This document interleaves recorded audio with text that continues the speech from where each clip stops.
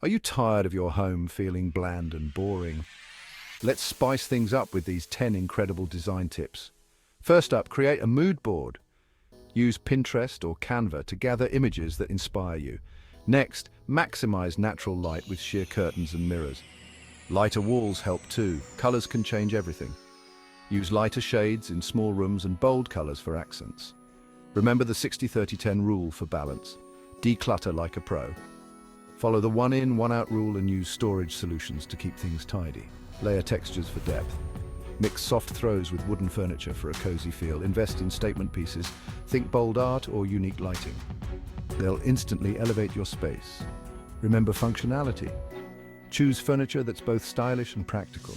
Create zones in open spaces with rugs or shelving.